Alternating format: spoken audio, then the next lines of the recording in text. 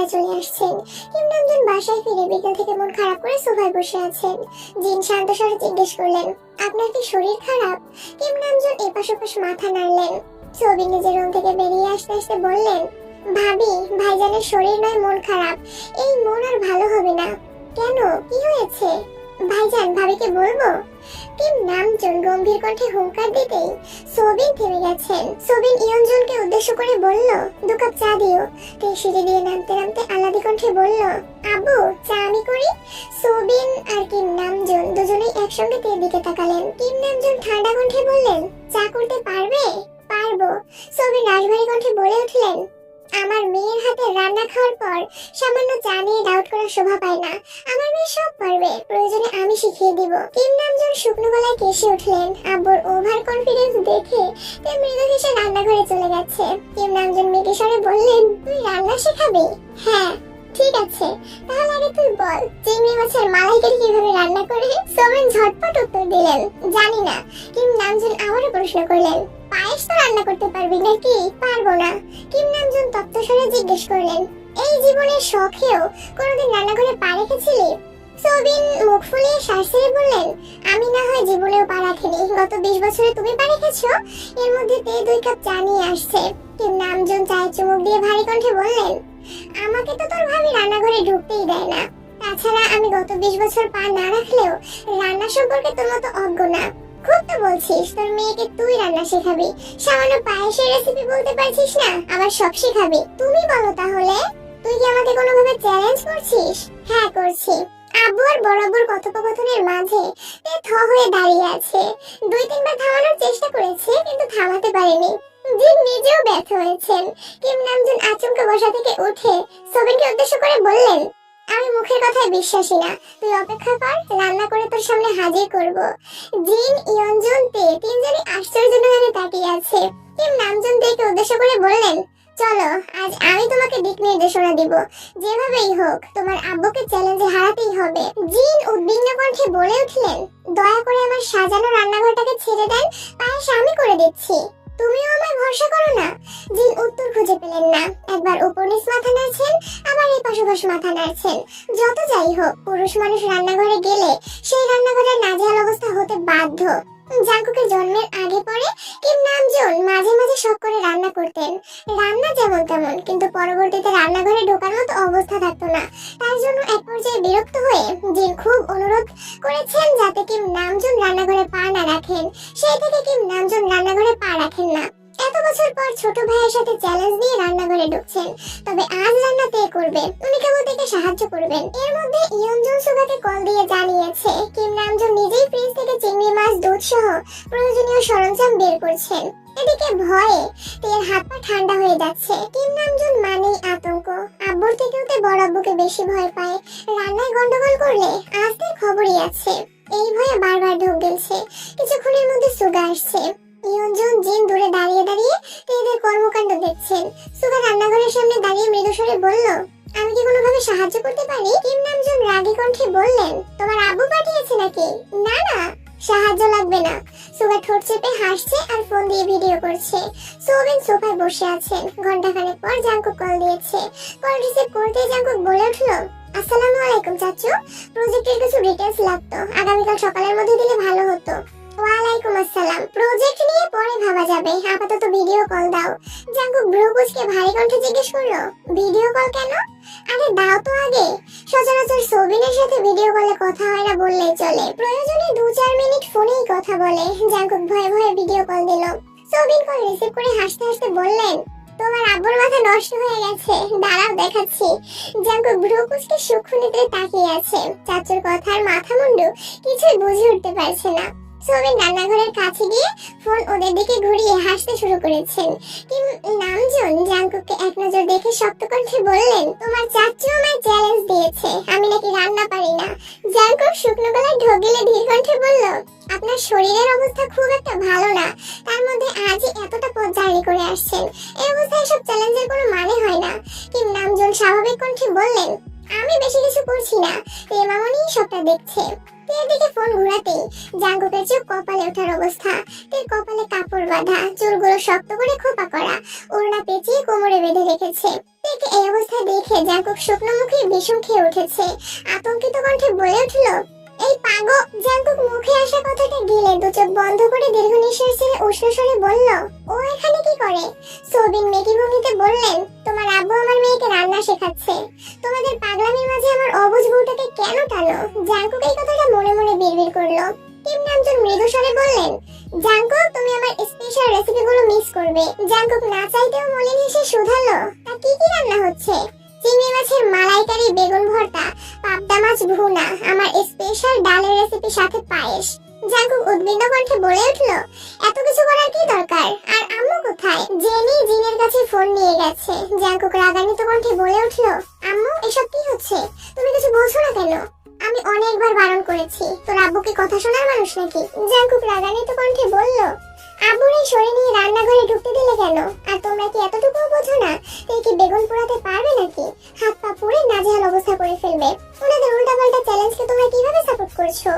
জিন শান্ত কণ্ঠে বললেন, কারো কিছু হবে না, তুই মাথা ঠান্ডা রাখ। তাছাড়া ওদের রান্না প্রায় শেষের দিকে, যা ইচ্ছে করো, আমার কি? জাঙ্কুকের আগে কল কেটে দিয়েছে। এদের রান্না প্রায় শেষ দিকে। সুগা ছবি তুলে জাঙ্কুকে পাঠিয়েছে। জাঙ্কুক ছবিগুলো দেখে সঙ্গে সঙ্গে রাগে ইমোজি পাঠিয়েছে। খাবার টেবিলে মুখোমুখি দুই ভাই বসা, তে দুজনকে খাবার বেড়ে দিচ্ছে। সোবিন চুপচাপ খাবার শেষ করে উঠে যেতে যেতে বললেন, ভাইজান তুমি জিতেছো, এবার মন ভালো হয়েছে? কিম নামজুন গম্ভীর কণ্ঠে বললেন, আমার মন ভালো করার অযথা উদ্যম তা খুব ভালো ছিল, ধন্যবাদ। জাঙ্কুক প্রজেক্টের কাজে অত্যাধিক ব্যস্ত। সোবিনের সাথে কাজের ব্যাপারে প্রতিনিয়ত কথা হয়, তবে ইদানিং কিম নামজুনের মন ভীষণ খারাপ। বাড়িতে কিংবা অফিসেও কারোর সাথে বেশি কথা বলেন না। সুগা নিজের কাজের পাশাপাশি সময় পেলে মাঝে মধ্যে জাঙ্কুকের অফিসে যায়, জিহুদের যতটা সম্ভব সহযোগিতা করে। বিগত 7 বছরের নয় বর্তমানে জাঙ্কুক ব্যতীত কিম বাড়ির পরিবেশ ততটা নিস্তব্ধ নয়। 1.5 বছরেরও বেশি সময় জাঙ্কুক বাসায় থাকাতে সবার সঙ্গে সম্পর্ক বেশ মজবুত হয়েছে। জাঙ্কুক নিজের কাজ শেষ করে রুমে এসে ফ্রেশ হয়ে বাসায় কল দেয়। সারাদিনে 2-4 মিনিট কথা হোক বা না হোক, নিয়ম করে সন্ধ্যার পর ঘন্টাখানেক কথা বলাটা অভ্যাস হয়ে গিয়েছে। জাঙ্কুকের অনুপস্থিতিতে 17 দিন কেটে গেছে, অথচ একদিনেও তের সাথে সম্পর্কের উন্নতি হচ্ছে না। প্রথমত 8 থেকে 10 দিনের মতো তে আর কান্নাকাটি করে না, বরং প্রতিনিয়ত জাঙ্কুককে জ্বালানোর নতুন নতুন পরিকল্পনা করে। জাঙ্কুক কাজের ফাঁকে তের সব কর্মকাণ্ড দেখে একা একাই হাসে। জাঙ্কুকের হাসি দেখে কেউ কেউ হয়তো বা জাঙ্কুকে উন্মাদ ভাবে, তবে জাঙ্কুকের সেদিকে বিশেষ মনোযোগ নেই। প্রজেক্ট আর তে ব্যতীত আপাতত জাঙ্কুকের মস্তিষ্কে অন্য কিছুই নেই। প্রাত্যহিক সকলের ঘুম ভাঙার পর এর প্রথম কাজ ক্যালেন্ডারে গত হওয়া একটা একটা দিন মার্ক করা। এর মতো জাঙ্কুক ও প্রেয়সীর ক্রন্দনরত অদলে হাসি ফোটানোর তাগিদে সর্বক্ষণ দিন গুনছে। আজ সকাল থেকে জিন আর ইয়নজুন রান্নাঘরে ব্যস্ত। জাঙ্কুকের বড় মামাকে ডাক্তার দেখাতে ঢাকায় নিয়ে আসবে, সাথে বড় মামা আর লিসাও আসবে। তাছাড়া হানসুই আর তার হাজবেন্ডকেও দাওয়াত দেওয়া হয়েছে। দেখুন বেশ কিছুদিন যাবত চট্টগ্রামে আছেন, তাই জেনে লিমিনহকে নিয়ে রোয়া নিজে স্কুলে মিটিং এ গেছেন। তে ভার্সিটি থেকে বাসায় ফিরে ফ্রেশ হয়ে কেবল শুয়েছে। এর মধ্যে বড় মামি আর লিসা বাসায় আসছে। ওনাদের কণ্ঠ শুনে তে তাড়াতাড়ি নিচে আসছে, সালাম দিয়ে ভালো মন্দ জিজ্ঞেস করেছে। মামি হাসি মুখে কথা বললেও লিসা মুখ ফুলিয়ে রেখেছে। তে লিসার দিকে তাকিয়ে জোরপূর্বক হেসে জিজ্ঞেস করলো, আপু কেমন আছেন? এবার লিসা বাধ্য হয়ে উত্তর দিল, ভালো, তুমি? আলহামদুলিল্লাহ, খুব ভালো। লিসাদের পাশের সোফায় বসে চোখ বন্ধ করতেই গত বছর হানসুই আপুর বিয়ের প্রতিটা ঘটনা চোখের সামনে জ্বলজ্বল করছে। তখন লিসাকে নিয়ে তার মনে অভিযোগের কমতি ছিল না। জাঙ্কুক একজন দায়িত্বশীল প্রেমিক হিসেবে কত সুন্দরভাবে সবগুলো ঘটনার সমাধান করেছিল। বোকাতে জাঙ্কুকের উদ্বিগ্নতা তখন বুঝতেই পারেনি। হানসুই আপুর গায়ে হলুদের দিন সকালে তের উন্মুক্ত পৃষ্ঠে জাঙ্কুকের হাতের স্পর্শের কথা মনে পড়তেই তের শরীরের সব লোম দাঁড়িয়ে গেছে, সেই সঙ্গে শরীর ঝাঁকুনি দিয়ে উঠেছে। জাঙ্কুকে দেখার জন্য মনটা আনচান করছে। তের চোখ মেলে দীর্ঘ নিঃশ্বাস ছাড়লো। লিসা আর চোখে থেকে দেখছে। তের পরনে একটা সাদামাটা 3 পিস, বেনুনি করা চুলগুলো কোমর ছাড়িয়েছে। সামনের দিকে ছোট ছোট চুল কপালে ঢেকে আছে। ক্লাসে যাওয়ার আগে দেয়া গোলাপি রঙের লিপস্টিকের অল্প স্বল্প এখনো ঠোঁটে লেগে আছে। লিসা অবাক চোখে কিছুক্ষণ তাকিয়ে মনে মনে ভাবছে, এর মধ্যে স্পেশাল কি গুণ আছে যা আমার মধ্যে নেই? আমি কি তোমার প্রেমিকা হতে পারতাম না? এই বাড়ির বড় বউ হওয়ার জন্য আমি কি একেবারেই যোগ্য ছিলাম না? ইয়নজুন রান্নাঘর থেকে উচ্চস্বরে ডাকলেন, এই তে, তুই ওকে মেহমান হয়ে গেছিস নাকি? তে তড়িঘড়ি করে উঠে রান্নাঘরে গেল। বড় মামা এখনো আসেনি, হানসুই আপু আর ওনার হাজবেন্ডকে নিয়ে আসবেন, তাই আপাতত মামি আর লিসার জন্য শরবত করা হয়েছে। লিসাকে শরবত সাথেই লিসা বিরক্তি ভরা কণ্ঠে বলল, শরবত খাবো না আমি। তাই স্বাভাবিকভাবেই শরবত রেখে দিয়েছে। জিন আর জাঙ্কুকের বড় মামি নিজেদের মধ্যে কথা বলছেন। লিসা সোফা থেকে উঠে সারা বাড়ি ঘুরে দেখছে, হয়তো জাঙ্কুকের রুমে যেতে চেয়েছিল, কিন্তু তালা দেখে আবারও নিচে আসছে। তাকে উদ্দেশ্য করে ঠাট্টার স্বরে জিজ্ঞেস করলো, জাঙ্কুক ভাইয়ের রুমের তালা কেন? তোমার জন্য নাকি? অতি সামান্য কথাতেই অভিমানী তের মনে ভীষণ ক্ষোভ জন্মেছে। গম্ভীর মুখে গাম্ভীর্যতা সরিয়ে ক্ষীণ হেসে ধীর কণ্ঠে বলল, উফ, ভাবতেই ভালো লাগছে যে উনি আমার জন্য এতটা উদ্বিগ্ন। আমার ভয়ে উনি নিজের রুমে তালা দিয়ে গেছেন। জাঙ্কুক ভাই আমাকে এত ভয় পায়? ওয়াও! এর মুখে উল্টাপাল্টা কথা শুনে লিসা বেশ বিরক্ত হলো। তে ঢোক গিলে উষ্ণ স্বরে ফের বলল, রুমে তালা থাকুক কিংবা না থাকুক, ওনার শূন্য রুমের পূর্ণতা ওনাকে ছাড়া অসম্ভব। তাছাড়া রুমে তালা দিয়ে ভিন দেশে পাড়ি দিলেও ওনার মনটা তো আমার কাছেই রেখে গেছেন। মানে নাথিং। ইদানিং জাঙ্কুকে জ্বালাতে জ্বালাতে এর স্বভাব খারাপ হয়ে গেছে। লিসাকে দেখেও খুব জ্বালাতে ইচ্ছে করছে। যেই ভাবনা সেই কাজ। তাই সোফায় বসে দুহাতে ইয়ঞ্জনের বাহু আঁকড়ে ধরে কাঁধ বরাবর মাথায় নিয়ে দিয়েছে। ইয়ঞ্জন কথা থামিয়ে ডান হাতে তার কপালে হাত রেখে উদ্বিগ্ন কণ্ঠে শুধালেন, কিরে, শরীর খারাপ নাকি? না, তোমার আদর খেতে খুব ইচ্ছে করছে। লিসা ভেতর ভেতরে রাগে কটমট করছে। জিন তেকে নিজের কাছে টেনে নিয়ে তার মাথায় হাত বুলিয়ে দিচ্ছেন আর জাঙ্কুকের মামির সঙ্গে কথা বলছেন। অন্যান্য কথোপকথন শেষে দুজনে জাঙ্কুকের ব্যাপারে কথা বলতে শুরু করেছেন। জাঙ্কুকের মামি ঠান্ডা কণ্ঠে জিজ্ঞেস করলেন, জাঙ্কুকের জন্য মেয়েকে পছন্দ করে রেখেছো? জিন মলিন হেসে বললেন, মেয়ে কিভাবে পছন্দ করব? ছেলে তো বিয়ের জন্য রাজিই হয় না। জাঙ্কুকের পছন্দ আছে নাকি? জিন উদাস ভঙ্গিতে বললেন, আমি জাঙ্কুককে জিজ্ঞেস করেছি ভাবি। জাঙ্কুকের আব্বু সরাসরি কিছু না বললেও ছেলের পছন্দ আছে কিনা এ বিষয়ে উনি নিজেও কয়েকবার জানতে চেয়েছেন, কিন্তু জাঙ্কুক কিছুই বলেনি। উল্টো দুই ভাইয়ের মধ্যে ঝামেলা সৃষ্টি করেছে। কি করেছে? একদিকে জাঙ্কুক বিয়েতে রাজি হয় না, অন্যদিকে তের আব্বু তের জন্য সম্বন্ধ রেখেছে। এসব নিয়ে জাঙ্কুকের আব্বু আর তের আব্বুর মধ্যে কথা কাটাকাটি হয়েছে। এরপর থেকে দুই ভাই নীরব, বিয়ের বিষয়ক আলোচনা বন্ধ। তে বড় আম্মুর দিকে তাকিয়ে শক্ত কণ্ঠে প্রশ্ন করলো, বড় আব্বু আর আব্বুর মধ্যে ঝগড়া হয়েছে? কবে? আমি কোথায় ছিলাম? তেমন সিরিয়াস ঝগড়া না, কথা কাটাকাটি হয়েছিল। তোরা বাইরে ছিলি, আমিও বিস্তারিত শুনিনি। আর তোর বড় আব্বু আমাকে তেমন কিছু বলেওনি। এ বোকার মতো কিছুক্ষণ তাকিয়ে রইলো। মনে মনে ভাবছে, এজন্যই কি আম্মু সেদিন বিয়ের কথা বলতে নিষেধ করেছিল? জাঙ্কুকের আম্মু আর মামি আবারও নিজেদের মতো গল্প করছেন। তে সোফার পাশ থেকে নিজের ফোনটা হাতে নিয়ে লুকিয়ে জাঙ্কুককে মেসেজ লিখেছে, বড় মামি আর লিসা আপু আমাদের বাসায় আসছেন। বড় মামি আপনার বিয়ের লেখা অসমাপ্ত রেখেই মেসেজ পাঠিয়ে দিয়েছে। ফোন উল্টিয়ে রেখে পড়বেন না আবারও বড় আম্মুর গা ঘেঁষে বসেছে। জিন ধীরে সুস্থে তের চুলে হাত বোলাচ্ছেন। 4 থেকে 5 মিনিট পরেই তের হাতে থাকা ঘড়ি কম্পিত হচ্ছে। ঘড়ির স্ক্রিনে ভেসে উঠেছে, you received one message from আমার জাঙ্কুক। তে বুঝে ওঠার আগেই লিসার নজর ঘড়িতে পড়লো। লিসা কপাল গুটিয়ে রাগান্বিত দৃষ্টিতে তের ঘড়ির স্ক্রিনে তাকিয়ে আছে। তে ঘড়ির স্ক্রিনে তাকিয়ে নিজেই অজান্তেই লাফিয়ে উঠলো। আজ 17 দিন পর জাঙ্কুকের মেসেজে রিপ্লাই করেছে। মহানন্দে তের বুকের ভেতর হৃৎপিণ্ডটা ছটফট করছে। খুশিতে চোখের কোণে পানি চলে এসেছে। প্রিয় মানুষটা নিজের হাতে কিনে দেওয়া, পরিয়ে দেওয়া ঘড়িটাই আজ সেই মানুষটার নাম ভেসে ওঠায় তের উজ্জ্বল মুখশ্রী আরো বেশি ঝলমল করছে। তের ফোন হাতে নিয়ে এলোমেলো পায়ে সিঁড়ি পেরিয়ে নিজের রুমের দিকে ছুটছে। লিসা নির্বাক চোখে তেকে দেখছে।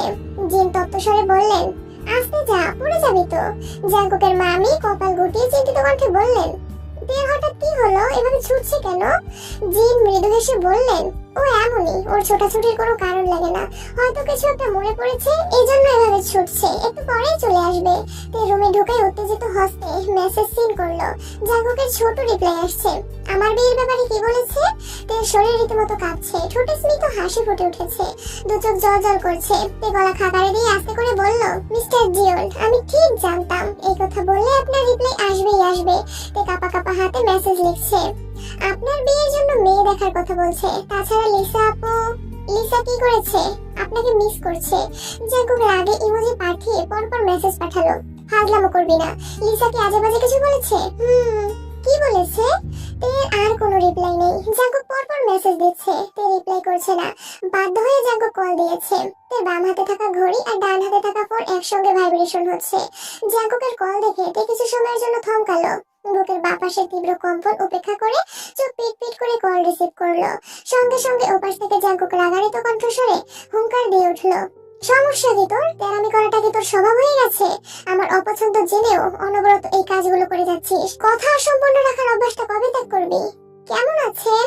তুই কি ভালো থাকতে দিচ্ছিস? আমি কি আপনাকে খুব বেশি জ্বালাতন করি? লিসা কি বলেছে? তুই ঢোক গিলে ভেজা কণ্ঠে বলল, আমি আপনাকে খুব বেশি জ্বালাই। আমার অত্যাচারে আপনি নিজের রুমে তালা দিয়ে গেছেন, এমনটাই বুঝিয়েছে। জাকুব দীর্ঘ নিঃশ্বাস ছেড়ে রাশভারী কণ্ঠে বলতে শুরু করলো, রুমে প্রয়োজনীয় অনেক জিনিসপত্র এলোমেলো করে রেখে আসছি। রুম খোলা করে আসলে যে যার মতো ঢুকে কাগজপত্র নষ্ট করে ফেলতো। আর হ্যাঁ, সুগার কাছে চাবি আছে। যখন ইচ্ছে রুমে যাস, তবুও দয়া করে মানুষের কথায় গাল ফুলিয়ে কান্না করিস না, প্লিজ। আমার কান্না নিয়ে আপনার এত চিন্তা, তাহলে এতদিন কথা কেন বলেননি? তোকে বারবার বারণ করা সত্ত্বেও আমার কথা অমান্য করেছিলি তুই। তুই ভালোভাবেই জানিস আমি যা বলি তাই করি। তোকে এত বোঝানোর পরও যেহেতু আমার কথা অমান্য করেছিস, তাই আমিও কথা বলিনি। তে কাঁদো কাঁদো কণ্ঠে বলল, আপনি যাওয়ার সময় আমায় ডাকলেন না কেন? আমার ঘুমের মধ্যে রেখে কেন চলে গিয়েছিলেন? এতটা হৃদয়হীন কিভাবে হতে পারলেন? আপনার বুক কি একটুও কাঁপলো না?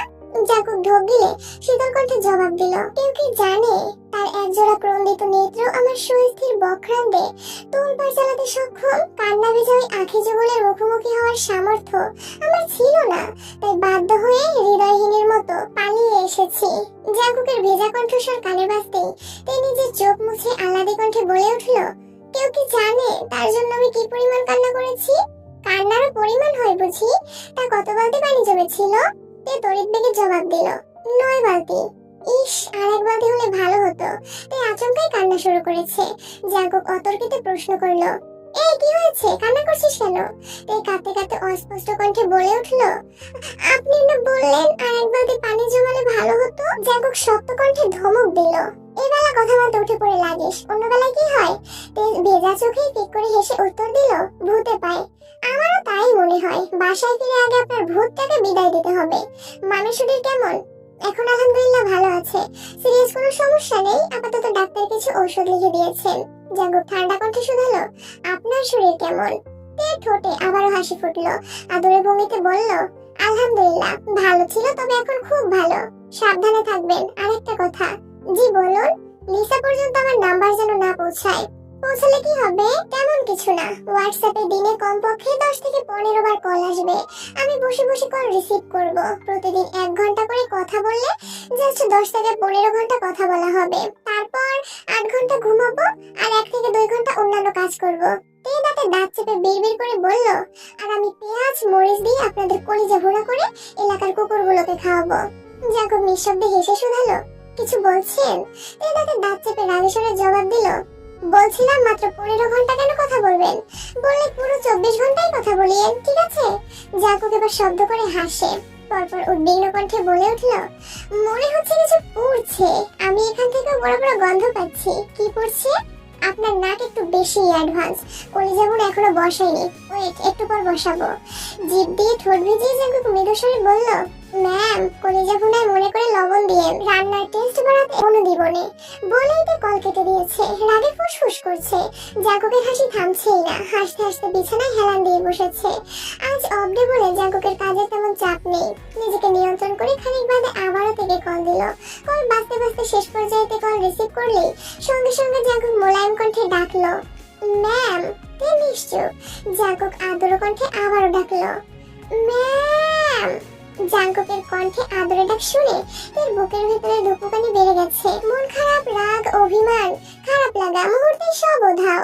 অনুভূতিদের পাশ কাটিয়ে তে কাটকট গলায় প্রশ্ন করলো, কিছু বলবেন? বলুন। বলছিলাম রান্নার টেস্ট বাড়াতে বিষটা ব্যবহার না করলে হয় না? বিষ ব্যবহার করলে কি হবে? না মানে কেউ লবণ চেক করতে গেলে তা তো সর্বনাশ হয়ে যাবে। আপনি এসব বলতে আবার কল দিয়েছেন? রাখছি। জাঙ্কুক তড়িৎ বেগে ডাকলো, শোনো। জাঙ্কুকের মুখে তুমি সম্বোধন শোনা মাত্রই তের দুচোখ প্রশস্ত হয়ে গেছে। মুহূর্তেই শ্বাস থেমে গেছে। হতভম্বদের মস্তিষ্কে অনুভূতিদের তোলপাড় চলছে। চোখের পাতায় জল জল করছে জাঙ্কুকের হাস্যজল আদরখানা। দূর দূর কাছে বুক, চোখে মুখে রাগের রেশ মাত্র নেই। জাঙ্কুক তৎক্ষণাৎ ঠান্ডা কণ্ঠে বলল, অতি সামান্য কারণে যেভাবে রেগে যান, ভবিষ্যতে কি হবে ম্যাম? তে চোখ কুঁচকে জানতে চাইলো, কি হবে? সদা আশঙ্কাজনক পরিস্থিতিতে থাকতে হবে। জাঙ্কুক চটজলদি গভীর কণ্ঠে বলে উঠল, আবারও বলছি, লিসা পর্যন্ত আমার নাম্বার পৌঁছালে সব দায়ভার আপনার, মনে থাকে যেন। বড় আম্মুর থেকে নাম্বার নিয়ে নিলে? আমি আম্মুকে বারণ করেছি, আম্মু কাউকে নাম্বার দিবে না। অন্য কারো কাছে নাম্বার চাওয়ার সাহস লিসার হবে না, একমাত্র আপনি আছেন, অনুগ্রহ করে আপনিও দিবেন না। ও আচ্ছা, এজন্যই বড় আম্মু আমাকে নম্বর দিচ্ছিল না। তাতে কি, আমি তো নাম্বার দেখেই মুখস্থ করে ফেলেছি। আমি কারো নাম উল্লেখ করিনি, তাই আম্মুও বুঝতে পারেনি। আপনি যে নাম্বার মুখস্থ করার পাবলিক এটা আমি জানি, তাছাড়া আমি নিজেই আপনাকে কল দিতাম। কিন্তু আপনার অসুস্থতার কথা শুনে কোনো ব্যাপার না, কিন্তু লিসা আপু আমার কাছে নাম্বার চাইলে কি বলবো? এটা আমার শিখিয়ে দিতে হবে? না একদম না, এখন রাখি। আচ্ছা। ফের বলল, শুনুন। জি ম্যাম বলুন। রাতে কল দিলে রিসিভ করবেন নাকি আবারও রাগ করে বসে থাকবেন? জাঙ্কু কপাল গুটিয়ে মৃদু স্বরে বলল, ফ্রি হয়ে মেসেজ দিয়েন। আর একটা কথা। তে কাপা কাপা গলায় আস্তে করে বলল, মিস ইউ। বলেই কল কেটে দিয়েছে। জাঙ্কুক মলিন হেসে ফোনের স্ক্রিনে তাকালো। তার শাড়ি পরা একটা ছবি ফোনের ওয়ালপেপারে দেওয়া। জাঙ্কুক অপলক দৃষ্টিতে ছবিটার দিকে তাকিয়ে আছে। অতর্কিতে হাসি থামিয়ে কম্পিত কণ্ঠে বলল, my dear Spyro, I feel empty without you. কথা শেষ করে তে আবারও নিচে নামলো। ততক্ষণে হানসুইরা চলে আসছে। হানসুইকে দেখে তে ছুটে গেল। হানসুই হালকা রঙের একটা জামদানি শাড়ি পরে এসেছে। 4 মাসের অন্তঃসত্ত্বা হওয়ায় আগের থেকেও বেশ কিউট লাগছে। আপুকে ভালোভাবে পরখ করে আলাদি কণ্ঠে বলল, ভাইয়া আপু, ভাগ্নে অথবা ভাগ্নিকে সর্বপ্রথম আমি করে নিতে চাই। লিমিন হওয়ার পরে আমি এখনো কোনো ছোট বাবু কাছ থেকে দেখিনি, আমাকে জানাবেন প্লিজ। হানসুহি আর তার হাজবেন্ড একসঙ্গে হেসে উঠল। ভাইয়া বললেন, ইনশাল্লাহ, বাবুকে প্রথমেই তোমার কোলে দিব, ইনশাল্লাহ। হানসুহিরা সারাদিন থেকে বিকেলবেলা বাসায় যাওয়ার উদ্দেশ্যে রওনা দিয়েছে। মামামিরাও বাড়িতে চলে যাবেন। কিম নামজুন আর সোবিন অফিসে থাকলেও দুপুরে বাসায় এসে সবার সঙ্গে খাওয়া দাওয়া করেছেন। যাওয়ার আগে আগে লিসা হঠাৎ থেকে ডেকে শক্ত কণ্ঠে বলল, জাঙ্কুক ভাইয়ের নাম্বারটা দাও তো। তে কপাল গুটিয়ে গম্ভীর কণ্ঠে বলল, ওনার নাম্বার দিয়ে আপনি কি করবেন? কথা বলবো। তে ফোঁস করে শ্বাস ছেড়ে স্বাভাবিক কণ্ঠে বলল, উনি প্রজেক্টের কাজে ব্যস্ত আছেন, আপাতত আত্মীয় স্বজনদের সাথে কথা বলার সময় নেই ওনার। তোমার সাথে কথা বলার সময় আছে? তে কপালের মাঝ বরাবর ভাঁজ ফেলে মেকি স্বরে বলল, আমার সাথে কথা না বললে ওনার রাতে ঘুমই হয় না। তে যে ইচ্ছাকৃত রাগানোর জন্য এসব বলছে এটা বুঝতে লিসার বেশি সময় লাগলো না। লিসা তৎক্ষণাৎ রাগান্বিত কণ্ঠে বলল, যত যাই বলো, ভাইয়ের নাম্বার আমি সংগ্রহ করেই নিব। আগেও কত রাতে ভাইয়ের সাথে আনলিমিটেড কথা বলেছি, তার হিসেব নেই, এবারও তাই হবে। ঘুম পাড়ানোর জন্য প্রয়োজনে ভাইয়াকে ঘুমের ঔষধ সাজেস্ট করব। তে ভেতরে ভেতরে রাগলেও রাগটা প্রকাশ করলো না। ঠিক করে হেসে বলে উঠল, চেষ্টা করে দেখতে পারেন, হতেও পারে ওনার হার্টবিট আপনার দেয়া ঘুমের ঔষধের পাওয়ারকে হার বানিয়ে দিল। লিসা কটমট করে বলল, তুমি যে কোন ভরসায় এসব বলো আল্লাহই ভালো জানেন। আকস্মাৎ তের ঘড়িতে জাঙ্কুকের মেসেজ আসছে, অলোকে। তে লিসা দেখে ঘড়িতে এগিয়ে দিয়ে মোলায়েম কণ্ঠে জবাব দিল, এই ভরসায়। নামের জায়গায় শুধু আমার জাঙ্কুক লেখাটা ভাসছে। লিসা কিছুক্ষণ তাকিয়ে থেকে মিনমিন করে বলল, ফোনে আমার জাঙ্কুক লিখে রাখলেই জাঙ্কুক ভাই তোমার হয়ে যাবে না। আরো কি কি বিড়বিড় করতে করতে লিসা বেরিয়ে গেছে। তে মুখ ফুলিয়ে সেদিকে তাকিয়ে আছে। সত্যিই তো, ফোনে আমার জাঙ্কুক। তারপরে নামটা গত 1.5 বছর যাবতই সেভ করে রেখেছে। নতুন নাম্বারটাও একই নামে সেভ করেছে, কিন্তু তাতে সম্পর্কের কোনো উন্নতি হচ্ছে না। জাঙ্কুকের অন্তর্নিহিত অনুভূতি বোঝার সক্ষমতা এর হয়েছে ঠিকই, কিন্তু জাঙ্কুক যতদিন না নিজের অনুভূতি প্রকাশ করছে ততদিন তার আত্মবিশ্বাস আসবে না। জোর গলায় নিজেকে যতই জাঙ্কুকের প্রেমিকা বলুক না কেন, দিন শেষে এটাই সত্যি, জাঙ্কুক তাকে কোনো প্রকার প্রতিশ্রুতি দেয়নি। তে মুখ ফুলিয়ে রুমে চলে গেছে। শেষ বিকেলের দিকে একটা হ্যান্ড পার্স আর সাথে 2টা ফাইল আর কিছু কাগজপত্র নিয়ে জিমিন আপন মনে হাঁটছে। আচমকাই নজরে পড়ে অনেকটা সামনে সুগার মতো কেউ একজন ফোনে কথা বলতে বলতে যাচ্ছে। শিওর হওয়ার জন্য জিমিন দ্রুত পায়ে এগিয়ে যাচ্ছে। ছেলেদের হাঁটা স্বাভাবিক গতির সাথে মেয়েদের দৌড়ের গতি মোটামুটি সমান ধরা যায়। রাস্তায় দৌড়াতে পারছে না, তবে যথাসাধ্য দ্রুত হাঁটে সুগার বেশ কাছাকাছি চলে আসছে। পেছন থেকে 2-4 বার ডেকেছেও, কিন্তু সেই ডাক সুগার কর্ণক্ষণে পৌঁছায়নি। জিমিন এবার থেমে নিঃশ্বাস টেনে উচ্চস্বরে ডাকলো, ওই ভিলেন। মেরি কণ্ঠস্বর কানে বাজতে সুগা উদ্দেশ্যহীন ভাবে পেছনে ঘুরলো। জিমিনকে দেখেই থমকে দাঁড়ালো। ভ্রু কুঁচকে কল কেটে কপট রাগে স্বরে জানতে চাইলো, কোন দিক থেকে ভিলেন মনে হয় আমাকে? কখন থেকে ডাকছিলাম, আপনি শুনছিলেন না, তাই বাধ্য হয়ে ডাকলাম। হঠাৎ আমাকে ডাকার কারণ? এমনি। আপনার বাইক কোথায়? একটা ছোট ভাই নিয়ে গেছে। কেন? এমনি, জিজ্ঞেস করতে পারি না? সুগা মলিন হাসলো। কিছু একটা ভেবে গম্ভীর কণ্ঠে বলল, সন্ধ্যা হয়ে যাচ্ছে, বাসায় চলে যাও, আসছি। সুগার এমন ব্যবহারের আগামাথাও জিমিন বুঝলো না। কিছুক্ষণ ভাবার পর হঠাৎ পূর্বের ঘটনাগুলো মনে পড়লো। জিমিন সহসা ডাকলো, এই যে। সুগা ঘাড় ঘুরিয়ে বিমূঢ় দৃষ্টিতে জিমিনের দিকে তাকালো। জিমিনের মুখের মায়াবী হাসিতে সুগার হৃদয় দুরু দুরু কাঁপছে। সুগা উত্তর না দিয়ে খানিক ভ্রু নাচালো। জিমিন একগাল হেসে বলল, ঝালমুড়ি খাবেন? সুগা তৎক্ষণাৎ বলল, না। তাহলে ফুচকা? না। চটপটি? না। চা? না। জিমিন এবার খানিক রেগে গেছে, চোখের পাতা ঝাপটে আনমনেই বলে উঠলো, তাহলে কি সিগারেট খাবেন?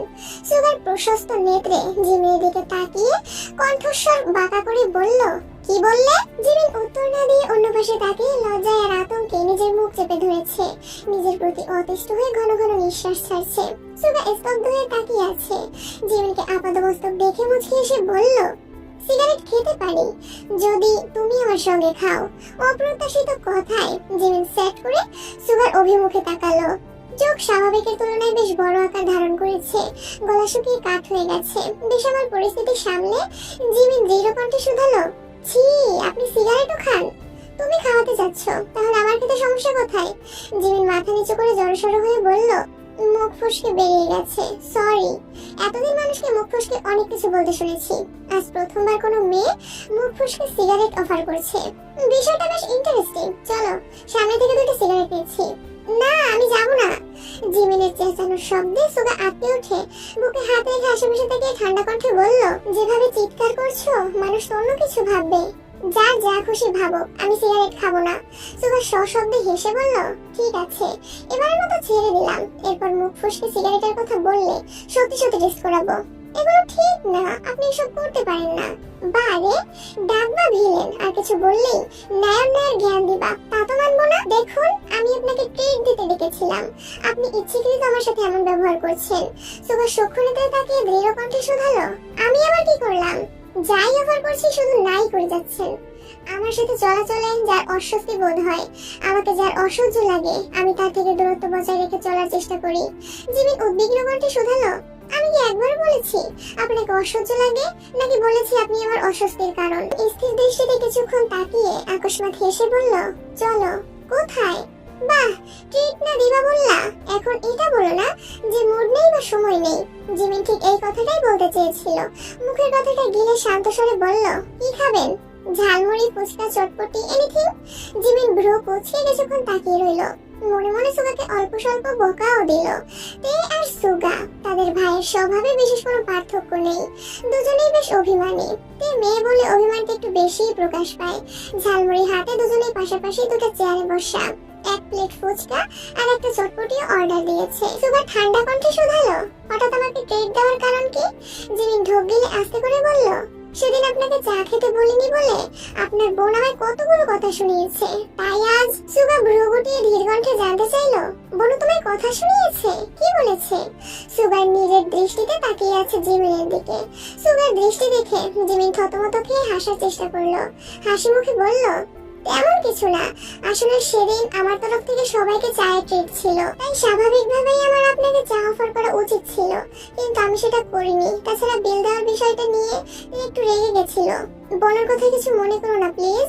জিমিন ঠোঁট উল্টিয়ে বিদ্রুপের ভঙ্গিতে বলে উঠল, ও আচ্ছা, ঠিক আছে, কিছু মনে করলাম না। ওকে, কি সমস্যা? এভাবে কথা বলছো কেন? এমনি। এমনি বলাটা কি তোমার স্বভাব? জিমিন উপর নিচ মাথা নাড়ল। তখনই জিমিনের বড় অপর কল আসছে। জিমিন স্বাভাবিকভাবেই কল রিসিভ করে কথা বলছে। ইতিমধ্যে ফুচকার চটপটি দিয়ে গেছে। জিমিন কথা শেষ করে চটজলদি 2-3টা শীট বের করে সুগার হাতে দিয়ে বলল, এগুলো থেকে দিয়ে দিয়েন, কাল ভার্সিটি বন্ধ, পরশু একটা ক্লাস টেস্ট আছে, পড়ে নিতে বলবেন। সুগা গা ফুলিয়ে নির্বোধের মতো জিমিনকে খানিক দেখে গম্ভীর কণ্ঠে বলল, এত সমাদরের রহস্য তবে এই ছিল? স্বার্থপর মেয়ে কোথাকার। জিমিন ফুসকা খেতে খেতে আর চোখে সুগার দিকে তাকিয়ে বলতে শুরু করলো, একদম স্বার্থপর বলবেন না, নিজের বোন কথা ঠিকই যত্নে রাখেন, প্রয়োজন ছাড়া বাসা থেকে বেরিয়ে হতে দেন না। 2-3টা শীটের জন্য এতটা রাস্তা পেরিয়ে আমাকে আপনাদের বাসায় যেতে হতো, আর নয়তো পিডিএফ দিতে হতো। সেই পিডিএফ আবার আপনাকে প্রিন্ট আউট করে আনতে হতো। যেহেতু আপনাকে পেয়েছি, তাই আপনাকে দিয়ে দেওয়াটাই বেস্ট অপশন ছিল। আমি চাইলেই রাস্তায় ডেকে 2টা শীট আপনাকে ধরিয়ে দিয়ে চলে যেতে পারতাম। যদি সেই কাজটা করতাম তবে স্বার্থপর বলতে পারতেন। আমি আপনাকে ট্রিট অফার করলাম, 40 মিনিট সময়ও দিলাম, অতঃপর সেই শীটগুলো দিচ্ছি। তার থেকেও বড় কথা, শীটগুলো আপনার বোনের প্রয়োজন। তাহলে আমি স্বার্থপর কিভাবে হলাম? যেভাবে যুক্তি দেখিয়ে ঝগড়া করছো, আমার মনে হচ্ছে তোমার উদ্ভিদ বিজ্ঞান সাবজেক্ট না নিয়ে দর্শন সাবজেক্টে অনার্স করা উচিত ছিল। আমি ঝগড়া করছি? এটাকে অবশ্য ঝগড়া বলে না, তবে তর্কের বিবাদ বলা যায়। জিমেন সেসবে পাত্তা না দিয়ে ফুচকা খাচ্ছে। সুগা টুকটাক ফুচকা খেতে পারলেও আজ চটপটি নিয়েছে, কারণ এক প্লেট ফুচকা একা শেষ করা সুগার পক্ষে সম্ভব না। এদের সাথে বের হলে তে, জেনি আর লিমিনহর থেকে অল্প কয়টা খায়। আজ আগে ভাগে চটপটিটা বেছে নিয়েছে।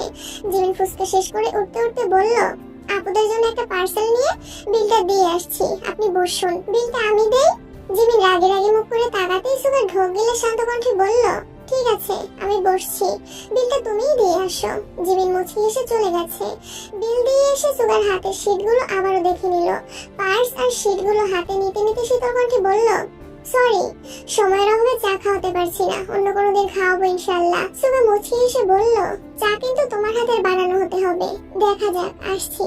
আমি এগিয়ে দিয়ে আসি? তার কোনো দরকার নেই, আপু নিয়ে যাবে আমাকে। সাবধানে যেও। আচ্ছা, আপনিও।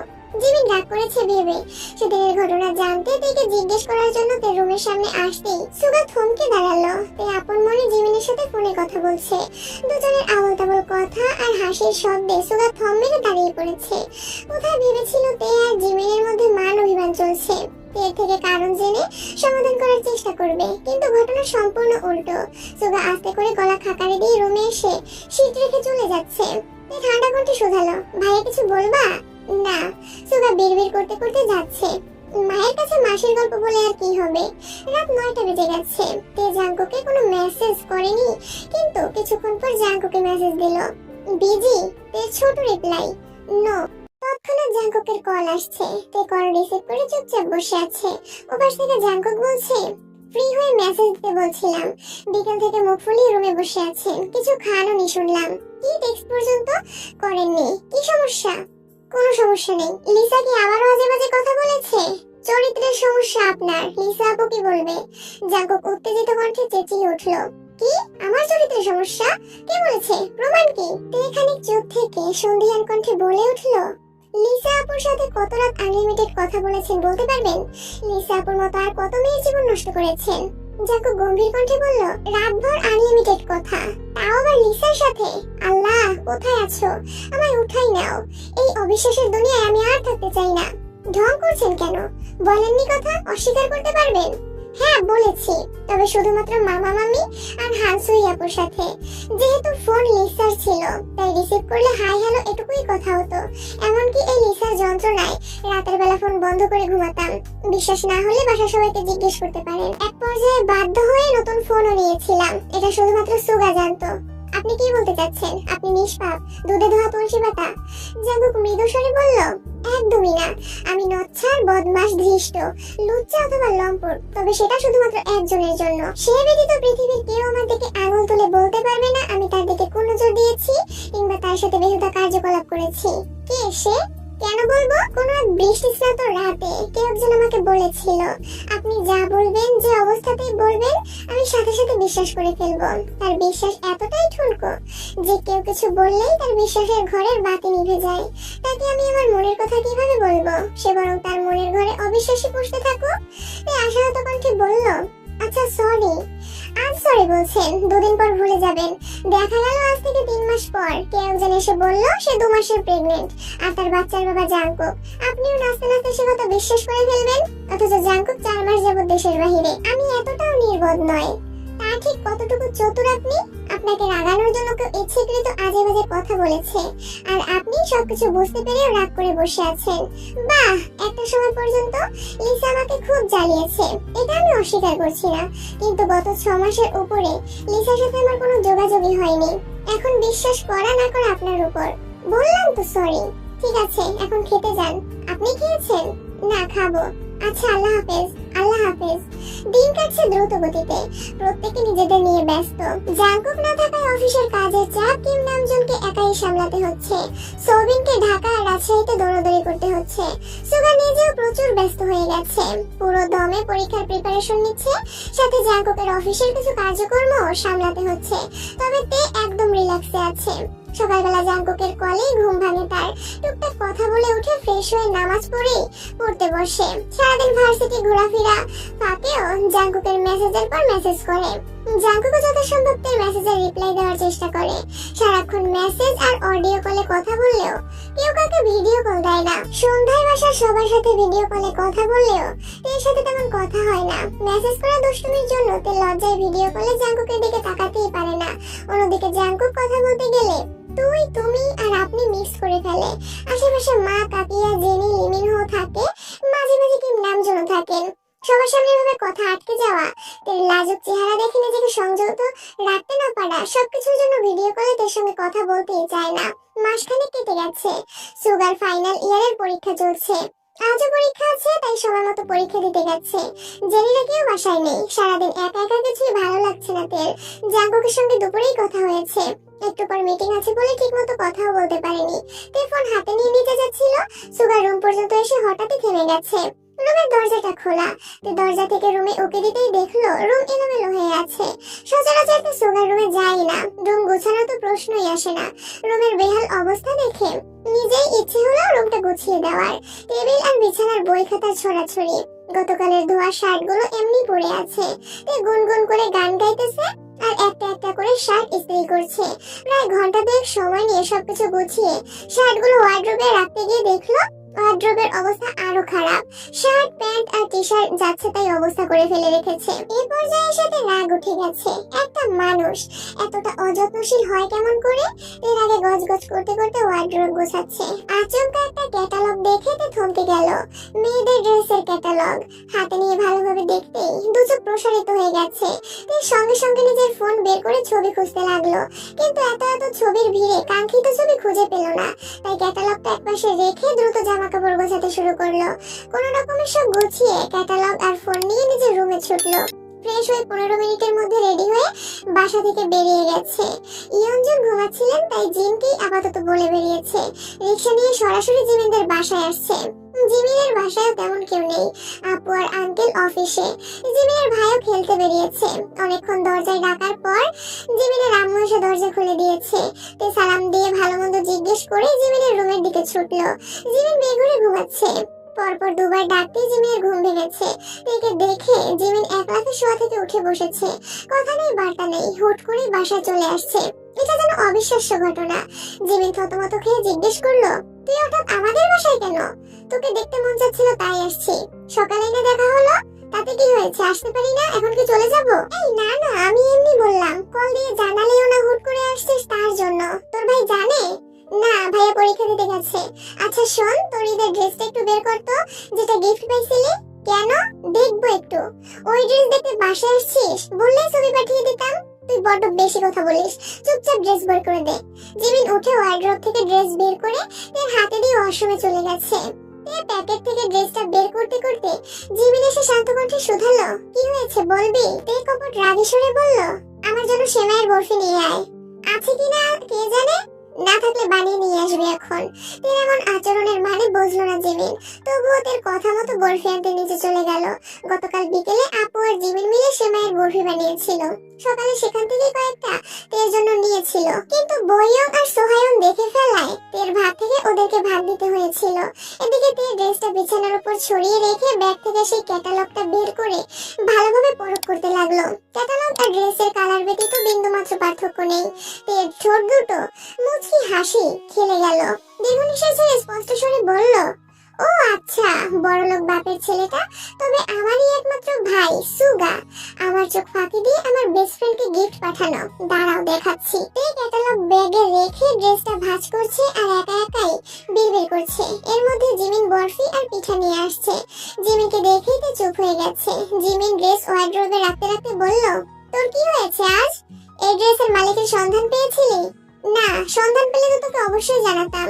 তুই খাচ্ছে আর আর মনে হাবিজাবি ভাবছে। জিমিন একা একাই কথা বলছে, কিন্তু সেসব কথা তার মস্তিষ্কে ঢুকছেই না। জিমিনের আম্মু ডাকছে শুনে জিমিন আবারও নিচে গেল। এর মস্তিষ্কে দ্বিধাদ্বন্দ্বের আনাগোনা চলছে। এই ড্রেস সুগা পাঠিয়েছিস, এটা 100% শিওর। জিমিনের প্রতি কেয়ার দেখে এর আগেও সন্দেহ হয়েছিল, তবে আজ মোটামুটি নিশ্চিত হয়ে গেছে। কিন্তু জিমিনের মনে কি চলছে এখনো বোঝা যাচ্ছে না। এর মধ্যে জাঙ্কুক কল দিয়েছে। তে কল রিসিভ করে উত্তেজিত কণ্ঠে বলল, আসসালামু আলাইকুম। ওয়ালাইকুম আসসালাম। কি ব্যাপার, কোথায় আপনি? জিমিনদের বাসায় আসছি। কেন? গুরুত্বপূর্ণ কাজ ছিল। কি কাজ বলা যাবে? আপনি জানেন। এটুকু বলতেই জিমিন রুমে আসছে। তে কথাটা গেলে স্বাভাবিক কণ্ঠে বলল, আপনার মিটিং শেষ? কি বলতে চাইছিলেন? কিছু না, এখন রাখছি, পরে কথা বলবো। তে কল কাটতেই জিমিন চাপা স্বরে বলল, আজ একটা আপনি নেই বলে কেউ ফোন দিয়ে খোঁজও নেয় না। আমাদের বাসায় আছিস 20 মিনিটও হয়নি, এর মধ্যেই ফোন দিয়ে ফেলেছে। এত প্রেম! আমি তোর মতো অনুভূতি চাপিয়ে রাখতে পারি না। তুই কাউকে পছন্দ করলে বল, আপনি ব্যবস্থা না হয় আমিই করে দেব। আমার পছন্দের কেউ নেই, এমনি মজা করলাম তোর সাথে। সত্যিই কেউ নেই? জিমিন সন্দেহের দৃষ্টিতে তাকিয়ে রাগে স্বরে বলল, থাকলে কি তোকে বলতাম না? কি জানি, নাও বলতে পারিস। তোর আজ হয়েছে কি বলবি আমাকে? তেরা তেরা কথা কেন বলছিস? কিছু হয়নি। জিমিন আর তে আরো কিছুক্ষণ আলাপচারিতা চললো তাদের। তে আজ তেমন কিছু বলতেই পারছে না। জিমিনকে ভাবে বানানোর চিন্তা একান্তই তের ছিল, কিন্তু সুগা জিমিনকে পছন্দ করে এটা ভেবেই তে আশ্চর্য হচ্ছে। তার থেকে বড় কষ্ট এটাই যে সুগা আজ পর্যন্ত তাকে একটাবার বলার প্রয়োজন মনে করেনি। সুগা পরীক্ষা শেষে বাসায় ফিরে থেকে না পেয়ে সঙ্গে সঙ্গে কল দিয়েছে। তে ওয়াশরুমে ছিল, তাই জিমিন কল রিসিভ করেছে। কোথায় তুই? তে আমাদের বাসায় আসছে। জিমিনের কণ্ঠ শুনে সুগা গলা ঝেড়ে বলল, আশেপাশে বনো থাকলে ফোনটা দাও। আপনার বোন আশেপাশে থাকলে নিশ্চয়ই আমি ফোনটা রিসিভ করতাম না। তে ওয়াশরুমে। ও, বের হলে আমাকে কল দিতে বললো। জিমিন পরীক্ষার কথা জিজ্ঞেস করতে যাবে, তার মধ্যে কল কেটে দিয়েছে। তে আসতেই জিমিন জানিয়েছে। তে কল দিতে গিয়ে খেয়াল করলো ফোনের ব্যালেন্স শেষ। ততক্ষণে জিমিন নাস্তার প্লেটগুলো নিয়ে নিচে চলে গেছে। জিমিনের ফোনের লক তে জানাই আছে। তে স্বাভাবিকভাবে জিমিনের ফোনে হাতে নিয়ে লক খুলে সুগার নাম্বার লিখতে শুরু করলো। 5-6 ডিজিট লিখতেই ভিলেন নামে সেভ করা সুগার নাম্বারটা ভেসে উঠেছে। তে ভাবলে সে চোখে চেয়ে আছে। হাসবে নাকি রাগ করবে সেটাও বুঝতে পারছে না। ভাইয়ের প্রতি অতিরিক্ত ভালোবাসায় রাগটাই প্রকাশ পেল। জিমিন রুমে আসতেই তে বাজখাই কণ্ঠে বলে উঠলো, ভাইয়ের নাম্বার ভিলেন দিয়ে সেভ করেছিস কেন? এমনি। আমার ভাই তোর সাথে কি এমন করেছে? কিছুই করেনি। তো তো কি আবার? মন চাইছে তাই আমার নামে সেভ করছি।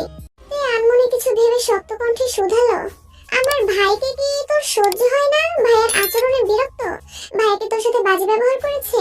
তোর প্রশ্নের পিঠে প্রশ্ন করাতে জিমিনের কুঞ্চিত ভ্রুযুগল আরো বেশি কুঞ্চিত হলো। কিয়ৎক্ষণ চুপ থেকে জিমিন সুগভীর কণ্ঠে বলল, তোর ভাইকে সহ্য না হবার মতো কোনো কারণই নেই। আর না, উনি আমার সাথে বাজে ব্যবহার করেছেন। সেদিন একটা মুভি দেখেছিলাম, নায়ককে ভিলেন বলে ডাকে। নায়কটা তোর ভাইয়ের মতো দেখতে, তার জন্য এই নাম সেভ করেছি। ফোনটা দিয়ে ডিলিট করে দিচ্ছি। ঠোঁট জুড়ে বিশ্বজল হাসি ফুটালো। চক্ষু পলক ঝাপটে হাস্যজ্জ্বল মুখে অবিশ্বাস্য কণ্ঠে বলল, নো প্রবলেম বেবি। ভালোবেসে দিয়েছো যখন পাল্টাতে হবে না। আমার ভাই ভিলেন রূপী নায়ক হলে আমার কোনো আপত্তি নেই। জিমিন চাপা স্বরে বলল, আমি এত কিছু ভেবে দেইনি, মাথায় আসছে এমনি দিয়েছি। ভালোবাসা আবার কোথা থেকে আসলো? এ নির্বিকার ভঙ্গিতে শুধালো, তুই আমার ভাইকে ভালোবাসিস না? আচমকা তের এমন প্রশ্নে জিমিন কেঁপে উঠলো। পূর্ণ মনোযোগে এর অভিমুখে তাকালো। কোনো উত্তর দিতে পারছে না। শরীর জুড়ে অজানা শিহরণ, মস্তিষ্কে প্রতিটা নিউরনে তোলপাড় চলছে। দাঁতে দাঁত পিষে নিজেকে নিয়ন্ত্রণ করার চেষ্টা করছে। আগে হলে মুখের উপর বলে দিত, না ভালোবাসি না। আর চাইলেও এই দুটো শব্দ বলতে পারছে না। মনে হচ্ছে কেউ মুখ চোখে ধরে আছে। বুকের ভেতর পিনপিন ব্যথা হচ্ছে। স্থির দৃষ্টিতে তাকিয়ে চোখের পাতা পিটপিট করছে। ঠোঁটে মৃদু হাসি লেগেই আছে। জিমিন কাঁচামাচি করে বলে উঠল, আমি ওনাকে নিয়ে এমন কিছুই ভাবি না। ঠোঁট চেপে হাসি থামিয়ে কিছুটা গম্ভীর কণ্ঠে বলল, তাহলে কাকে নিয়ে ভাবো সোনা? গলির মোড়ের মুকলেস মিয়াকে নিয়ে? মুকলেস মিয়া আবার কি?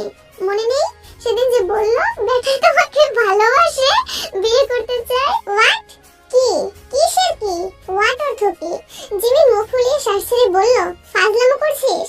তুইও তো আমার ভাইয়ের জীবন নিয়ে ফাজলামো করছিস। মানে? কিছু না, ভাইকে কল দিচ্ছি, চুপ কর। জিমিনের ফোন থেকে কল দেওয়ায় সুগা রিসিভ করে ধীর কণ্ঠে বলল, বলো। ভাইয়া আমি তে। হ্যাঁ বল। তোমার কি মন খারাপ? পরীক্ষা ভালো হয়নি? হয়েছে মোটামুটি। তুই যে আম্মুকে না বলে চলে গেলি, আম্মু টেনশন করছিল। বড় আম্মুকে বলে আসছি। বড় আম্মু বলেনি? বড় আম্মু বাসায় ছিল না। আম্মু কল দিয়েছে, তুই নাকি রিসিভ করিসনি? আমি ভাবছি আম্মু বকা দিতে কল দিয়েছে, তাই রিসিভ করিনি। বাসায় কখন আসবি? তুই জিমিনের দিকে তাকিয়ে মুচকি এসে বলল, তুমি এসে নিয়ে যাও। আমি 4 ঘন্টা পরীক্ষা দিয়ে বাসায় আসছি, কিছুক্ষণ হলো। এখন বের হওয়ার মতো এনার্জি নেই। তুই রিক্সা করে চলে আয়। আমি না হয় চলে আসবো, কিন্তু একজন যে কত কষ্ট করে তোমার জন্য রান্না করেছে, তুমি আসলে খাওয়াবে বলে জিমিন তড়িৎ বেগে তার মুখ চেপে ধরেছে। সুগা ভ্রুকুচকে প্রশ্ন করলো, কে? তে জিমিনের হাত সরিয়ে আস্তে করে বলল, জিমিন। ও, তাকে রান্না করতে বারণ কর আর তুই তাড়াতাড়ি বাসায় আয়। আমি কিছু বলতে পারবো না, জিমিন এত কষ্ট করে রান্না করছে আর তুমি এমন আচরণ করছো। তুমি এসে আমায় নিয়ে যাবে, এটাই ফাইনাল, আর না হয় আমি এখানেই থাকবো, বাই। জিমিন অগ্নি দৃষ্টিতে তাকিয়ে বলল, ওই আমি তোর ভাইয়ের জন্য রান্না করছি? না, কিন্তু এখন করবি। আমি পারবো না, আমার একমাত্র ভাই আসতেছে। যত্নের কোনো ত্রুটি থাকলে তোর আব্বু আম্মু আর বড় আপুকে ইচ্ছে মতো বিচার দিব, সাথে আমার স্পেশাল নাটক ফ্রি। এভাবে বলছিস যেন আমি ওনার স্পেশাল কেউ আর ওনার যত্ন নিতে আমি বাধ্য। তে ব্যাগ নিয়ে বের হতে হতে বলল, হয়ে যায় স্পেশাল কেউ, কে বারণ করেছে? তে ড্রয়িং রুমে বসে জিমিনের আম্মুর সঙ্গে গল্প করছে আর বারবার জিমিনকে ডেকে বলছে, ভাইয়ের কিন্তু ডিম বেশি দেওয়া নুডলস পছন্দ, মশলা চা করিস এটাও ভাইয়ের পছন্দ, বাকি তোর মর্জি। জিমিন হাতের কাছে যা যা পেয়েছে তাই রেডি করছে। অনেকক্ষণ পর সুগা আসছে। কলিং বেল বাজতেই তে ড্রয়িং রুম থেকে ডেকে উঠলো, জিমিন দেখ কে আসছে। জিমিনের মা বলল, আমি দেখছি। না না আন্টি, আপনি বসুন, জিমিন যাচ্ছে। অন্য সময় হলে তে নিজেই দরজা খুলতে ছুটতো, কারণ জিমিনদের বাসায় সবার সঙ্গে তার সম্পর্ক খুব ভালো। বাসায় আসলে জিমিনের থেকেও বেশি বাকিদের সাথে আড্ডা দেয়। জিমিন আর সুগাকে পরীক্ষা করতে আসতে ইচ্ছে করেই সুগাকে বাসায় ডেকেছে। দরজা খুলে জিমিন মুগ্ধ চোখে তাকিয়ে আছে। সুগা ভ্রু নাচাতেই জিমিন রীতিমতো বিষম খেলো। সুগা নেভি ব্লু রঙের শার্ট, কালো প্যান্ট পরে ফর্মাল গেটআপ নিয়ে আসছে। জিমিন কাশতে কাশতে সালাম দিতে ভুলে গেছে। সুগা কপাল গুটিয়ে বলল, পানি খাও, ঠিক হয়ে যাবে। জিমিন দ্রুত ভেতরে চলে গেছে। তে আর চোখে ভাইকে দেখে ভরকালো। ভাইয়ের এমন গেটআপ দেখে তে আশ্চর্যের চূড়ায় পৌঁছে গেছে। সুগা জিমিনের আম্মুর সঙ্গে কথা শেষ করে খাবারগুলো ওনার হাতে দিল। উনি খাবার নিয়ে রান্নাঘরে চলে গেছেন। সুগা তার পাশে সোফায় বসলো। তে ভ্রু কুঁচকে সুগাকে দেখেই যাচ্ছে। তে বিশ্বাস সমেত জানতে চাইলো, আমরা কি বউ দেখতে আসছি? ভ্রুকুচকে সূক্ষ্ম নেত্রে তাকিয়ে বলল, কেন এভাবে আসছো? কেন ভালো লাগছে না? অনেক বেশি ভালো লাগছে, কিন্তু এই গেটআপে কেন আসছো? ধোয়া শার্ট গুলো সব ইস্ত্রি করে রেখেছিস, তাই ভাবলাম ফর্মাল গেটআপ আসলে তোর ভালো লাগবে। তাই সন্দেহের দৃষ্টিতে তাকিয়ে মেকি সরে বলল, আমার ভালো লাগবে তাই, নাকি অন্য কোনো কারণ নাই? আর কি কারণ থাকবে? এর মধ্যে জিমিন 2 কাপ চা নিয়ে আসছে। তে একটা কাপ হাতে নিতে নিতে ঝটপট বলল, ভাইয়া চিনি কম খায়, তোকে বলতে মনে নেই। জিমিন মৃদু হেসে বলল, চিনি কমই দিয়েছি। তে এবার দ্বিতীয় দফায় আশ্চর্য হলো, কি হচ্ছে এসব? তে নিজেই নিজের কপাল চাপড়ে মনে মনে বলল, ছি, এত বেকুব মানুষ হয়। জাঙ্কু ভাই ঠিকই বলে, আমি আসলে নির্বোধ। আমি তাদের মেলানোর জন্য ঝড় তুফানের সঙ্গে যুদ্ধ করছি, এদিকে তারা অলরেডি মনে মনে দুজনে প্রেমে হাবুডুবু খাচ্ছে। বাহ, অসাধারণ। সুগা চা খাচ্ছে। জিমিন রান্নাঘরের দরজা থেকে নিপুণ দৃষ্টিতে সুগাকে দেখছে। ফর্মাল ড্রেসে সব ছেলেদের অন্যরকম সুন্দর লাগে। জিমিন না চাইতেও বারবার সুগার প্রতি দৃষ্টি আটকাচ্ছে। বুকের ভিতর হৃৎপিণ্ডটা প্রচন্ড বেগে ওঠানামা করছে। কানের লতি গরম হয়ে গেছে। তে চা শেষ করে কাপ রাখতে গিয়ে জিমিনের দিকে নজর পড়লো। তে মনে মনে বিড়বিড় করলো, আর একবার বলিস শুধু আমার ভাইকে ভালোবাসিস না, এমন মার দিব কাঁদতে কাঁদতে বলবি আই লাভ সুগা। সুগা তাকাতেই জিমিনের সঙ্গে চোখাচোখি হলো। জিমিন থতমত খেয়ে চোখ নামিয়ে সরে গেছে। সুগা আর চোখে চেয়ে আছে, ঠোঁটের কোণে মৃদু হাসি ফুটলো তার। সারা বেলা জিমিন আর সুগার কর্মকাণ্ড দেখলো আর একা একাই বিড়বিড় করলো। খাওয়া দাওয়া শেষে আন্টি থেকে বিদায় নিয়ে আর সুগা বেরিয়ে গেছে। জিমিন পেছন পেছন যাচ্ছে। সুগা কিছুটা সামনে গিয়ে হঠাৎ থমকে দাঁড়ালো। পেছন ফিরে সরাসরি জিমিনের দিকে নিজ দৃষ্টিতে তাকিয়ে প্রশ্ন করলো, তখন আমার দিকে এভাবে তাকিয়েছিলে কেন? কই, তাকাইনি তো। জিমিনের গলার স্বর কাঁপছে। চোখ মুখ দেখে বোঝা যাচ্ছে যে মিথ্যা বলছে। জিমিন চোখ নামিয়ে নিয়েছে। সুগা জানতে চাইলো, আমি কি দেখতে এতই খারাপ? তাকাতেও ইচ্ছে হয় না? গমগমে পুরুষালী স্বর কানে বাজতেই জিমিন উৎকণ্ঠিত কণ্ঠে বলল, কে বলেছে আপনি দেখতে খারাপ? মাশাআল্লাহ, অনেক সুন্দর লাগছে আপনাকে, কারণ নজর না লাগে। কথাটা বলে জিমিন নিজের মুখ চেপে ধরেছে। বাতাসে উঠতে থাকা জিমিনের চুলগুলো চোখ মুখ ঢেকে দিচ্ছে। সুগার হৃদয়ে অদ্ভুত অদ্ভুত অনুভূতি কাজ করছে। জিমিনের চোখ বন্ধ। মুখ থেকে চুল সরাতে সুগা হাত বাড়ালো। পেছন থেকে তেল ডাকে সুগার ঘোর কাটলো। সুগা হাত নামিয়ে আস্তে করে বলল, নিজের হাতে চা করে খাওয়ানোর জন্য অনেক ধন্যবাদ, আসছি। এর সামনে আসতেই তে ভ্রু নাচিয়ে শুধালো, বাসা যাওয়ার ইচ্ছে নেই? চল। অন্য সময় হলে সুগাও 2টা কথা শোনাতো বা একটু রাগ হলেও দেখাতো। আজ কোনো রিয়াকশন নেই। এটা দেখে তে হা হয়ে তাকিয়ে আছে। গাড়িতে বসে এক দৃষ্টিতে সুগাকে পরখ করছে। সুগা মুচকি মুচকি হাসছে আর আস্তে করে গাড়ি চালাচ্ছে। তের আগে ফুসফুস করতে করতে মনে মনে বলল, তোমার মিটি মিটি হাসা বের করছি, দাঁড়াও, ওয়েট। গোলের মোড় পর্যন্ত আসতেই একটা সিঙ্গারার দোকান দেখিয়ে তে উত্তেজিত কণ্ঠে বলল, ভাইয়া ওই ছেলেটাকে দেখছো? সুগা 1 সেকেন্ডের জন্য তাকিয়ে আস্তে করে বলল, কে? জিমিনের বয়ফ্রেন্ড। কথাটা কর্ণকুহরে প্রবেশ মাত্রই সুগা আকস্মাৎ গাড়ির ব্রেক কষলো। আচমকা ব্রেক কষায় আর একটুর জন্য মাথায় বাড়ি কেটে নিচ্ছিল। সুগা পূর্ণ মনোযোগে দোকানের দিকে তাকিয়ে আছে। আগে 1 সেকেন্ডের জন্য তাকানোতে ঠিকমতো খেয়াল করেনি দোকানে অল্প বয়স্ক কোনো ছেলে নেই। দুজন দোকানদার আছে, যার মধ্যে একজনের বয়স 60 প্লাস, আরেকজনের বয়স 35 প্লাস হবে। সুগা ভ্রুকুচকে শক্ত কণ্ঠে জিজ্ঞেস করলো, কোনটা? লাল শার্ট পরনে। সুগা আবারও দোকানের দিকে তাকালো। 60 প্লাস বয়সের লোকের পরনে লালের মতো একটা শার্ট, হয়তো ওনার ছেলে বা নাতির শার্ট হবে। সুগা ভারী কণ্ঠে বলল, উনি ছেলে আর জিমিনের বয়ফ্রেন্ড? অবশ্যই। তুমি বিশ্বাস করো না? চলো, আমাকে দেখলেই শালি শালি বলে ডাকবে। দেখো, এমনকি সিঙ্গারার দামও নিবে না। কেন? বারে, জিমিন ওনার ভালো লাগে, বিয়ে করতে চায়। আমি জিমিনের বেস্ট ফ্রেন্ড শুনে আমাকে ফ্রিতেও সিঙ্গারা খাইয়েছে। ওনার নাম মুখলেস মিয়া, বয়স 67। ওনার 2 বউ আর 6 ছেলে মেয়ে আছে। সুগা তে দেখে আশ্চর্য নয়নে তাকিয়ে শুধালো, এত কিছু তুই কিভাবে জানিস? জানি, বেস্টু আমার। আমি জানবো না তো কে জানবে? এখন চলো বিয়ের ঘটকালিটা করে আসি। ভাইয়া যদি এসব কর্মকাণ্ডের কথা জানতে পারে তাহলে তোর খবরই আছে। রাস্তায় ঘুরে তুই মুখলেস মিয়ার বিয়ের ঘটকালি করিস। তাই কাঁদো কাঁদো মুখ করে বলল, আমার বেস্টুর বিয়ে হোক, তুমি কি চাও না? তাই বলে ওনার চোখে জিমিনের প্রতি ভালোবাসা দেখেছি আমি। সুগা গাড়ি স্টার্ট দিতে দিতে বিড়বিড় করলো, জিমিনের প্রতি কারো চোখে ভালোবাসা উতলে পড়লে সে চোখই কানা করে ফেলবো। তে বলে উঠলো, বিড়বিড় করে কি বলো? কিছু না। জিমিনের বিয়েতে আমি কিন্তু লেহেঙ্গা পরবো, আর লেহেঙ্গাটা তুমি কিনে দিবা। সুগা গাল ফুলিয়ে শ্বাস ছেড়ে তত্ত্বস্বরে বলল, মুখটা বন্ধ রাখ, না তো রাস্তায় ফেলে চলে যাবো। ঠোঁট বেঁকিয়ে হাসছে আর মনে মনে বলছে, লাগছে, একদম কলিজায় লাগছে। সুগা পুরো রাস্তা গাল ফুলিয়ে রেখেছে। তে সুগাকে জ্বালানোর জন্য জিমিনকে কল দিল। জিমিন কল রিসিভ করতেই তে বলল, দুলাভাইয়ের বোনটা খারাপ, তুই একটু দেখা করে যাস। সুগা আবারও ব্রেক কষলো। অগ্নি দৃষ্টিতে তের দিকে তাকিয়ে আছে। তে চোখে সুগার ভাব দেখে অন্যদিকে মুখ ঘুরিয়ে দিয়েছে। জিমিন হুঙ্কার দিয়ে উঠলো, দুলাভাইকে আবার? মুখলেস দুলাভাইয়ের কথা বলছি, ফোন রাখ। জিমিন কল কেটে দিয়েছে। তে সুগার দিকে তাকিয়ে দাঁত কেলিয়ে হেসে বলল, যাবে। সুগার রক্তাভূত চোখ শ্বাস ছেড়ে বলিষ্ঠ কণ্ঠে বলল, ডাফার। তে ঠোঁট বাঁকিয়ে ভেঙচি কেটে শান্ত কণ্ঠে আবারও বলল, তুমি ডাফারের ভাই। সুগার নিজের রাগ নিয়ন্ত্রণ করে আবারও গাড়ি চালানোতে মনোযোগ দিল। 2 মিনিট পর তে সুগাকে শুনিয়ে গান গাচ্ছে। আচ্ছা, গানটা না হয় আমি পরের পর্বেই বললাম, আর এখানে কয়েক জায়গায় আমি হেসে ফেলেছিলাম, এই কারণে আমি সরি। আসলে তের কাজগুলো এতটাই ফানি ছিল যে আমি নিজের হাসিটাকে নিয়ন্ত্রণ করতে পারিনি। আর আমি অনেক চেষ্টা করছি, সত্যি কথা। মানে দেখো, আমি এখন বলতে যে কিন্তু হাসি দিচ্ছি, তো একটু মানায় নিও, ঠিক আছে? বাই বাই, দেখা হবে নেক্সট পার্টে। অবশ্যই কিন্তু নেক্সট পার্ট এর থেকে অনেক বেশি সুন্দর, তো ওয়েট করো।